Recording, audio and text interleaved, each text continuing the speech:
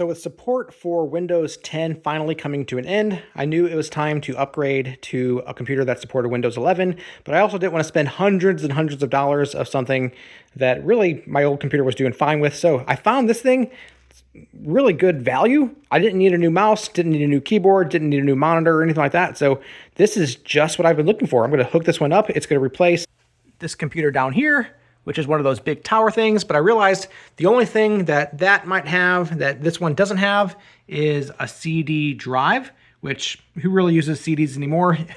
Very rarely. I will have this one as a backup just in case. We'll have this in a corner of the room somewhere, or corner of the house somewhere, just in case I needed like a CD drive or something like that. But yeah, for our main computer, we're just gonna use this one. So I'm gonna hook this up and see how it runs.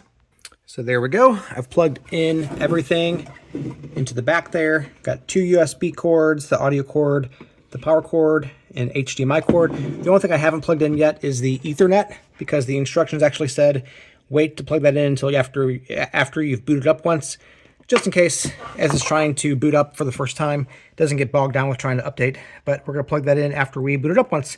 So turning on the power for the first time. Light turns on, that's a good sign. Here is the monitor. We actually use our TV as the monitor for our primary computer. And so it's booting up. GMKtec. There is a spot down there that you can enter the BIOS if you want to.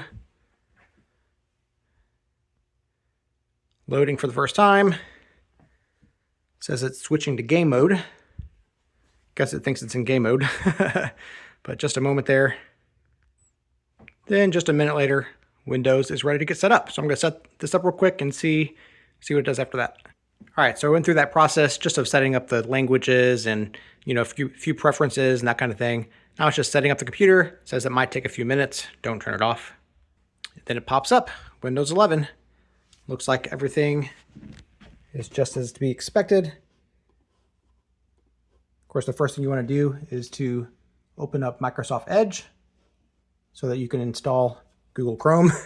To do that, of course, you're going to have to plug in your Ethernet cable or of course, connect to Wi-Fi, which it does have. Going to run a user benchmark to see how well it performs there. And here are the results. It says that it's only a 7% in terms of gaming, 56% in terms of desktop, 7% for a workstation. But really what I'm interested in is seeing all these things over here. Green is good. Green is good. For gaming, it's low. For graphics, is not great, but boot drive is great. Memory is great. OS version is great. So that tells me that this is perfectly capable of being used as an entertainment device. We're going to be watching movies and YouTube, those kinds of things. Not too demanding on it, but certainly capable of being used as our everyday family computer. So if you're just looking for something simple that you can do everyday tasks on, it's going to work great. I like it. If you'd like to purchase it, there's a link in the description. We get a small commission and it would really help us out. Hey, my name's Chris, and with my wife Abby's help, we're on a quest to review literally everything. They tell me that I'm never gonna make it. They want me to do something that could make sense.